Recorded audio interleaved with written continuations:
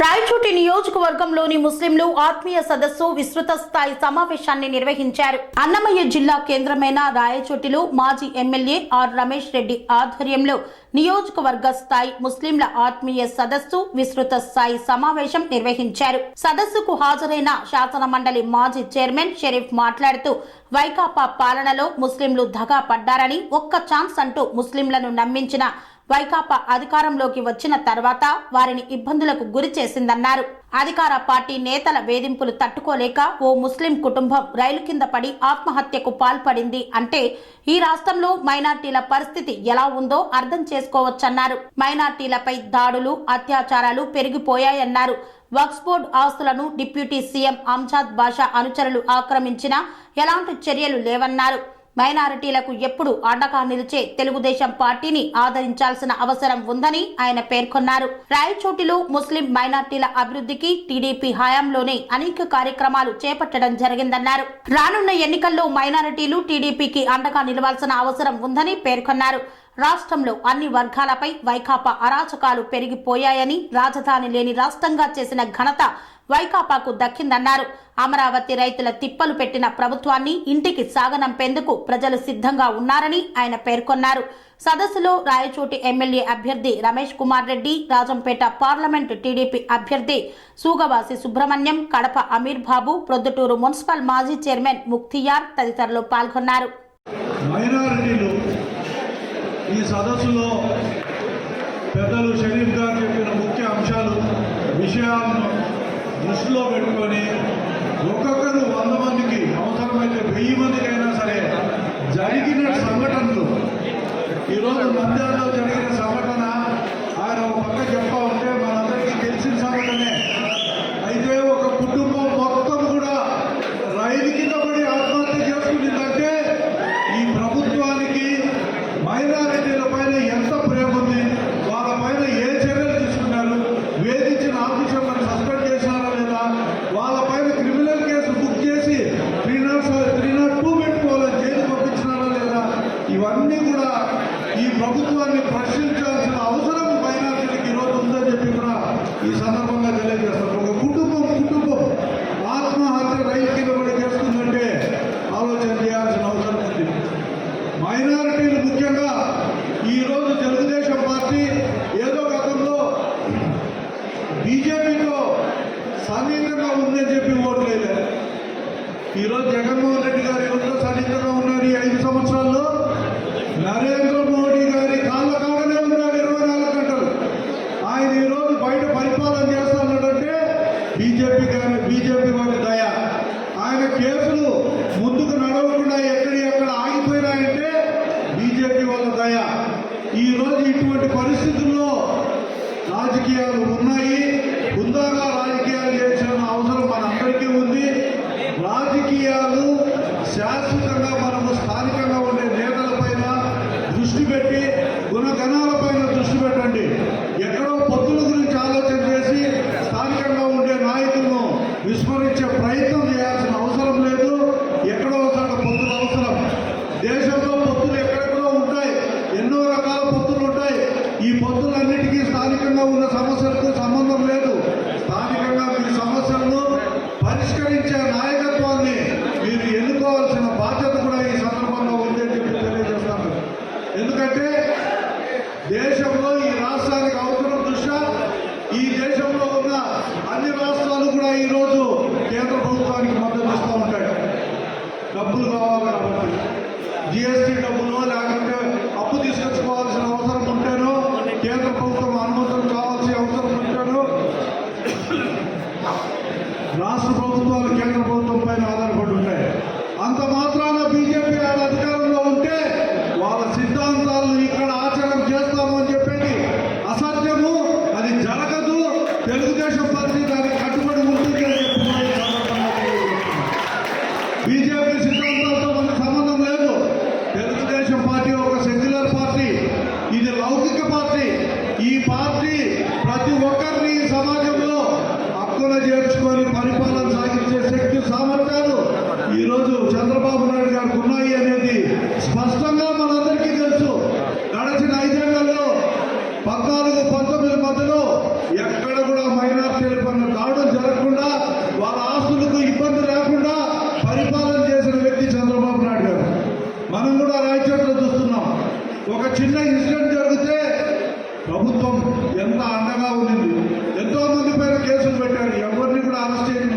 మొట్టమొదటి ఒకరిద్దరిని అరెస్ట్ చేస్తే అక్కడికప్పుడు అక్కడ ఆపి ఆ కేసును ముందుకు పోనీయకుండా వాళ్ళందరినీ కూడా కాపాడిన వ్యక్తి చంద్రబాబు నాయుడు గారు అని చెప్పి ఈ సందర్భంగా తెలియజేస్తూ మైనారిటీలకు పూర్తి రక్షణ తెలుగుదేశం పార్టీ ఇస్తుంది, సముచితమైన గౌరవం ఇస్తుంది, మంచి పదవులు ఇస్తుంది, మీ ద్వారా ఈ సమాజానికి ఒక పెద్ద మెసేజ్ ఇస్తుందని చెప్పి కూడా ఈ సందర్భంగా తెలియజేస్తూ వచ్చిన ప్రతి ఒక్కరికి కూడా ధన్యవాదాలు తెలుపుకుంటూ సెలవు తీసుకుంటుంది.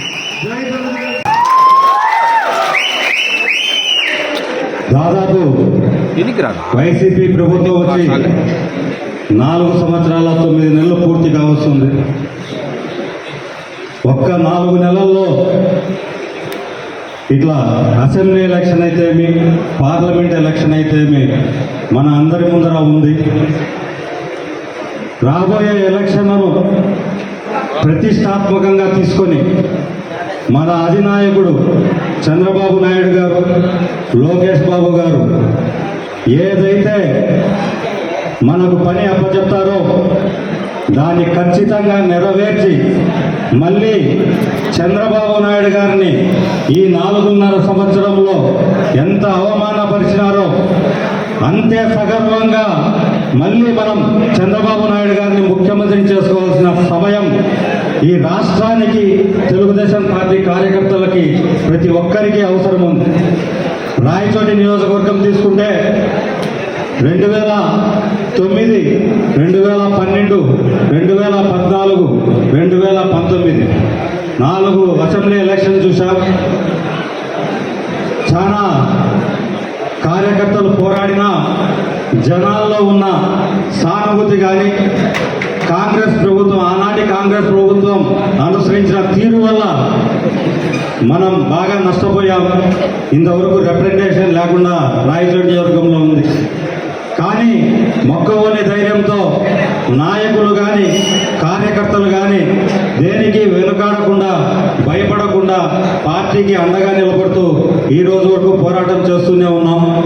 ఖచ్చితంగా ప్రతి ఒక్కరూ గుర్తుపెట్టుకోండి, రాబోయే ఎలక్షన్లు ఏదో నాయకులకు టికెట్ తెచ్చుకునే వాళ్ళకు కాదు, గ్రామాల్లో తెలుగుదేశం పార్టీ కార్యకర్తలు మళ్ళీ తలెత్తుకొని సగర్వంగా ప్రజలకు సేవ చేయాలి అని అనుకుంటే తప్పకుండా మీరు మీ గ్రామానికి ఎమ్మెల్యేగా పోటీ చేసినట్లు అనుకుని ప్రతి ఒక్కరూ పోరాడాలి. రాయచోటి నియోజకవర్గంలో వస్తే మైనార్టీలు గత శాసనసభ్యులుగా పనిచేసిన పాలకొండారెడ్డి గారు కానీ, రమేష్ రెడ్డి గారు కానీ, లక్కిరెడ్డిపల్లి, రాయచోటి 2 కలిసిన తర్వాత మైనార్టీ సోదరులకు కానీ, బడుగు బలహీన వర్గాలకు తెలుగుదేశం పార్టీ తరఫున ఎన్నో సేవ చేశాం. రాయచోటి మున్సిపాలిటీలోనే తీసుకుంటే ముస్లింస్కు ఆ రోజు షాదీగానా కానీ, ఈద్గా కానీ, బీడీ కార్మికులకు ఇండ్లు కానీ, రకరకాల అభివృద్ధి కార్యక్రమాలు, ముస్లిం మహిళలకు కుట్టు మిషన్ల పంపిణీ కానీ, రకరకాలుగా స్వచ్ఛంగా వాళ్ళ కాళ్ళ మీద నిలబడి వాళ్ళ జీవితాలు వాళ్ళు గడిపే విధంగా తెలుగుదేశం పార్టీ ఎన్నో పథకాలు ప్రవేశపెట్టింది, ఎన్నో చేశాం. ఈరోజు ప్రభుత్వము ఎలా అయిపోయిందంటే పరిస్థితి, ప్రభుత్వం బటన్ నొక్కే కార్యక్రమానికి కానీ, నెలకు డబ్బులు పడతాయా లేదా అనే కార్యక్రమాలు కానీ ప్రజలు ఎదురు చూసే పరిస్థితి అయిపోయింది.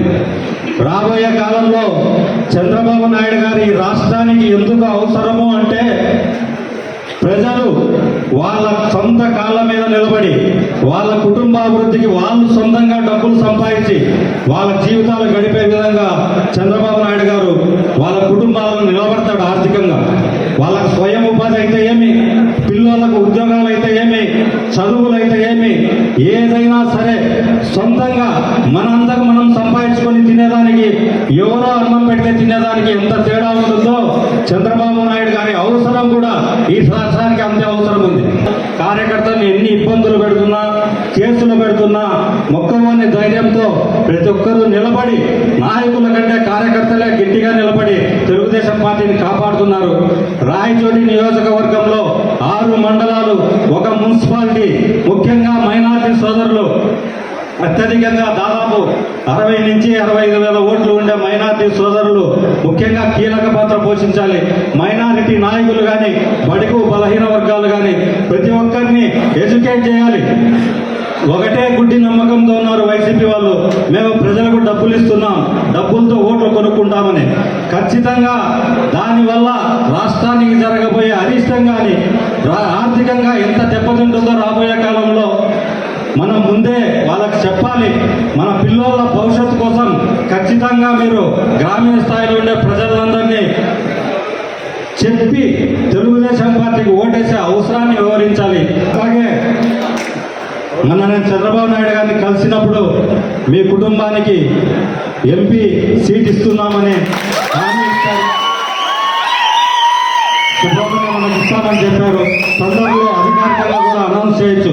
దాదాపు 2012లో ఎమ్మెల్యేగా పోటీ చేసిన తరువాత దాదాపు 12 ఏళ్ళు ఎలాంటి ప్రత్యక్ష ఎన్నికల్లో పాల్గొనకపోయినా మీరు మా వెంట ఉండి మమ్మల్ని ముందుకు నడిపించిన కారణంగా ఈరోజు మళ్ళీ తెలుగుదేశం పార్టీ మనల్ని ప్రోత్సహించింది.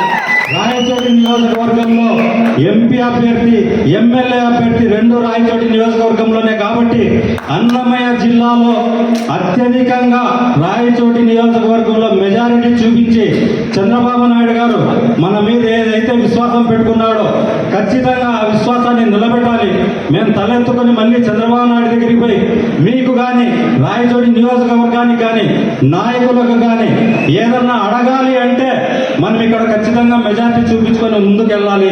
ఖచ్చితంగా దానికోసం ప్రతి కార్యకర్త, ప్రతి నాయకుడు పని చేస్తాడని ఖచ్చితంగా ఈసారి అందరం కలిసికట్టుగా తెలుగుదేశం అభ్యర్థులను గెలిపించుకుంటామని మిమ్మల్ని మనస్ఫూర్తిగా కోరుతున్నాను. రాజకీయాల్లో కష్టాలు వస్తుంటాయి. ఆ కష్టాలు అధిగమించవలసిన పరిస్థితి నాడు ఉంది. ఈ రోజు కూడా ప్రజలు పేరే వేసుకుంటున్నారు. ఒక్క ఛాన్స్ అన్నాడు, ఒక్క ఛాన్స్ అన్నాడు, ఏదో నవరత్నాలన్నాడు.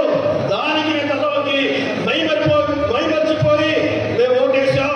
ఇంత దారుణంగా, ఇంత అసహ్యంగా, ఇంత దౌర్భాగ్యంగా పరిపాలన ఉంటుందని అనుకోలేదు అనే ఆలోచనలో పడ్డారు.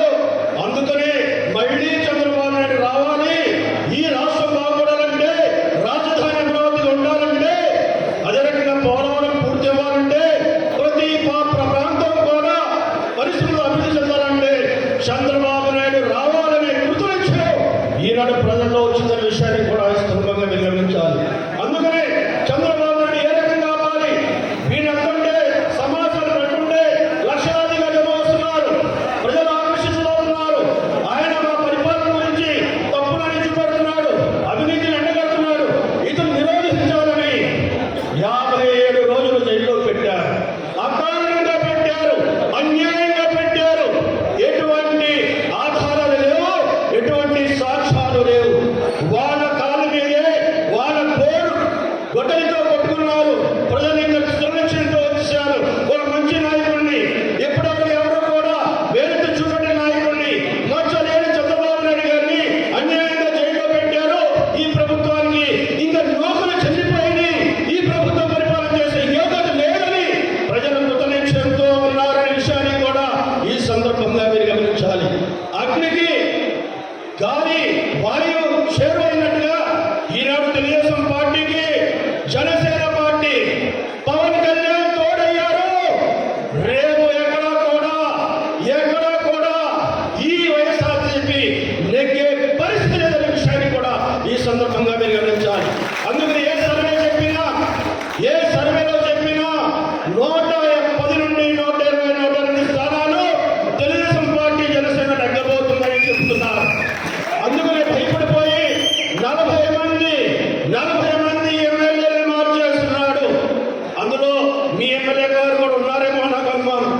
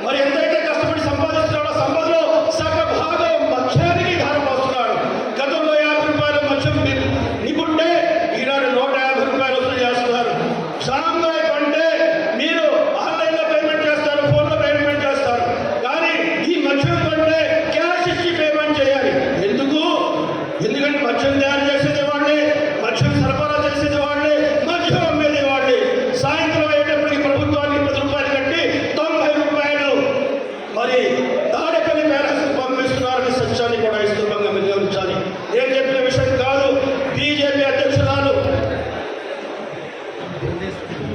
పురంధరేశ్వరి గారు చెప్పారు, సంవత్సరానికి ఈ ప్రభుత్వం ఉన్న నాయకులు 28,000 కోట్ల రూపాయలు మధ్యలో సంపాదిస్తున్నారన్నారు. అంటే మధ్యలోనే 8,000 కోట్లు సంపాదిస్తున్నారంటే ఇసుక మీద ఎంత సంపాదిస్తున్నారు, భూముల మీద ఎంత సంపాదిస్తున్నారు, ధనుల మీద ఎంత సంపాదిస్తున్నారు, ఈ రకంగా అన్నింటి మీద కూడా కలిసి ఈ ప్రభుత్వం 10 లక్షల కోట్లు తక్కువ కాకుండా ఈ 5 సంవత్సరాల అవినీతికి పాల్పడింది. మన నెత్తి మీద 10 లక్షల కోట్ల అప్పు భారం వేసింది. ఈ రోజు మన అందరి మీద కూడా 2 లక్షలు 2.5 లక్షల రూపాయల రుణభారం మనకు ఉంది. ఈ రుణభారం మనమే తీర్చాలి. ఈ ప్రభుత్వం కాదు, ఈ జగన్మోహన్ రెడ్డి గారు తీర్చే పరిస్థితి లేదు. ఈ రాష్ట్రం 10 సంవత్సరాలు వెనకబడిపోయింది. కాబట్టి సోదరులారా, మిత్రులారా, ఇప్పుడైనా మనం గమనించాలి. నా వయసు 2 సంవత్సరాలు అయిపోయింది. 5 సంవత్సరాలు 10 సంవత్సరాలు వినుంటారు. నా పిల్లల భవిష్యత్తు ఏంటి, తర్వాత వచ్చే వారి భవిష్యత్తు ఏంటి అని ఆలోచించుకుని ఉన్న వాళ్ళందరూ కూడా ఈనాడు తెలుగుదేశం పార్టీ జనసేనని గెలిపించాల్సిన అవసరం ఉంది. మన పిల్లల బంగారు భవిష్యత్తు కోసం ఈ రాష్ట్రం అన్ని రంగాల అభివృద్ధి సాధించాలంటే తెలుగుదేశం పార్టీ జనసేన పొత్తుతో రేపు పోయే ఎన్నికల్లో ఘన విజయాన్ని సాధించవలసిన అవసరం, ఆవశ్యకత మన అందరి మీద ఉందనే విషయాన్ని కూడా ఇస్తున్నా గమనించాలి. నాకు తెలుసు, నేను 42 సంవత్సరాల పార్టీలు ఉన్నాను. లక్కిరెడ్డిపల్లి రాజగోపాల్ రెడ్డి గారు చూస్తేనే ఆయన రాజకీయ నాయకుడిగా ప్రస్తుతంగా కనిపేవారు. అదే రకంగా రాయచోటి పాల్గొండ రాయుడు గారు అసలు బయటకు వస్తే ఒక సింహంగా ఉండేవాడు. అటువంటి వీరులు నాయకులు లక్కిరెడ్డిపల్లి రాయచోటి ఏది నా ప్రాంతం ఇది.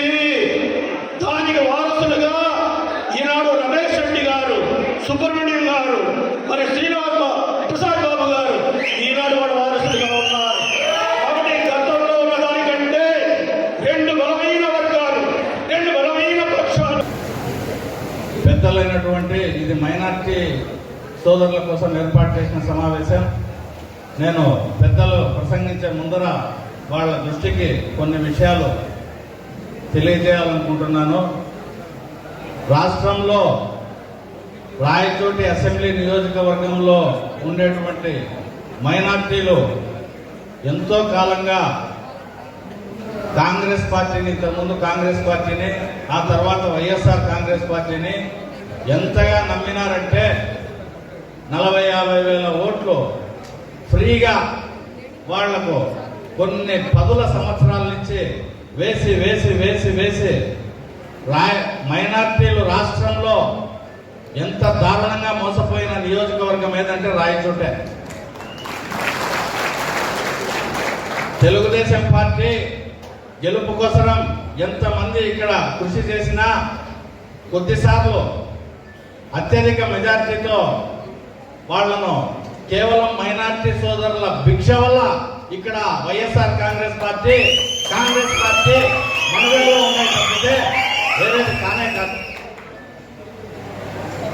కాబట్టి ఎందుకు ఈరోజు ప్రతి ఒక్కరూ నడుము కట్టి ముందుకు రావాల్సి వచ్చిందంటే ఈ పరిపాలనలో రాయచోటిలో ఓడిపోయింది తెలుగుదేశం అభ్యర్థులు కాదు, మైనార్టీ సోదరులు ఓడిపోయినారు, బడుగు వర్గాలు ఓడిపోయినారు, బలహీన వర్గాలు ఓడిపోయినారు, ఎస్సీ ఎస్టీ బీసీ అందరూ ఓడిపోయినారు. రాయచోటి నియోజకవర్గంలో తెలుగుదేశం అభ్యర్థులు ఓడిపోలే, ప్రజలు ఓడిపోయినారు.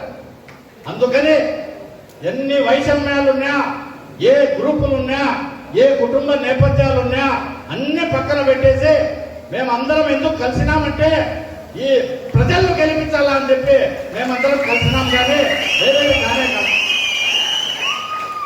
అన్ని పక్కన పెట్టేసి అందరం కలిసి కట్టుగా ఈసారి రాయచోట్లో ఒక్క మైనార్టీ సోదరులనే కాదు, బడుగు వర్గాల్లో బలహీన వర్గాల్లో అందరినీ గెలిపించేదానికి మేమందరం నడుము కట్టాం. మీరంతా దయచేసి మా మైనార్టీ సోదరులకు కనువిప్పు కలిగే విధంగా ఈ రోజు వాళ్ళని చైతన్యవంతులు చేసి రాయచోట్లో తెలుగుదేశం పార్టీ జెండా మళ్ళీ శ్రీ రమేష్ కుమార్ రెడ్డి గారి ఆధ్వర్యంలో